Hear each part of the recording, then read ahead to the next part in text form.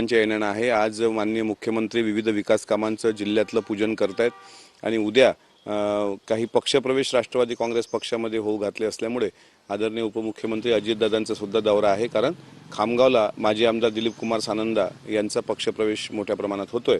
त्यामुळे दोन्ही नेत्यांचं अकोल्यामध्ये येणं हे महायुती भक्कम करण्याच्या दृष्टीनं मला असं वाटते स्थानिक स्वराज्य संस्थेच्या निवडणुकीच्या दृष्टीने सुद्धा खूप महत्त्वाचं ठरणार आहे। काल राष्ट्रवादी काँग्रेस पक्षाचा वर्धापन दिन झाला। यावेळी दोन्ही राष्ट्रवादी काँग्रेस पक्ष एकत्र येण्याच्या संदर्भाच्या चर्चा ज्या आहेत त्या सुरू होत्या। यावेळी दादांनी काही समज जी आहे ती या संपूर्ण संदर्भाने न बोलण्याच्या संदर्भाने तुम्हाला दिली? नाही,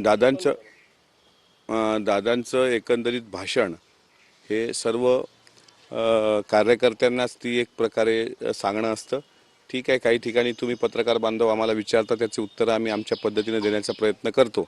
पण कालच्या दादांच्या भाषणानंतर बऱ्याच काही गोष्टी क्लिअर झाल्या। आम्हाला जे काही शक्य असेल ते आम्ही प्रवक्ते म्हणून बोलतो, आमदार म्हणून बोलतो, पण त्यावर शेवटी अंतिम निर्णय घेण्याचा अधिकार हा आमच्या राष्ट्रीय नेतृत्वाला असतो।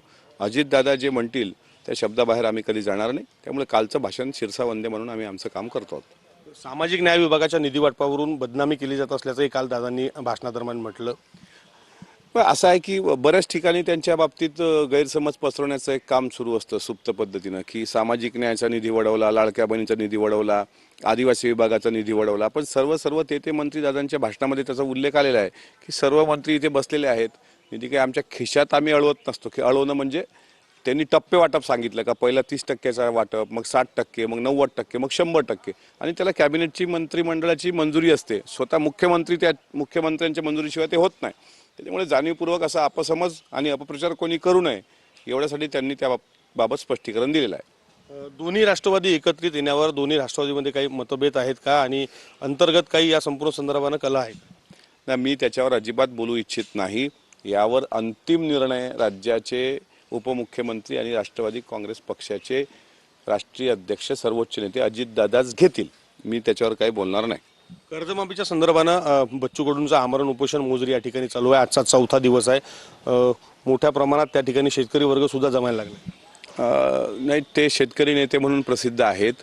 त्यांनी संविधानिक पद्धतीनं जर ते आंदोलन सुरू केलं असेल तर नक्कीच सरकार त्याबाबत गांभीर्याने दखल घेईल। कारण विदर्भात शेतकऱ्यांच्या कर्जमाफीचा प्रश्न हा खूप महत्त्वाचा आहेच आणि आता खरीपाचा हंगाम पण सुरू होतोय।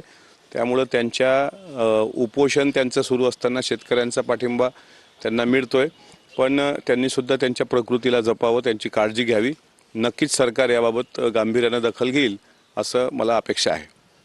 आगामी निवडणुकीच्या संदर्भानं जर पाहिलं तर आणखी काही मोठे प्रवेश हे महायुतीमध्ये किंवा राष्ट्रवादी अजित पवार गटात होणार आहेत?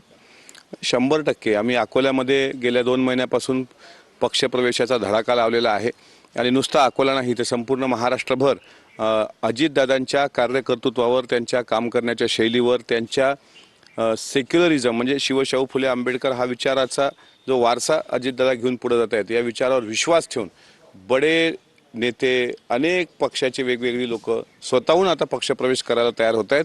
हे राष्ट्रवादीसाठी खूप मोठी आनंदाची बाब आहे। कारण याच्या मागचं कारण एकच आहे, अजितदादांची काम करण्याची पद्धत।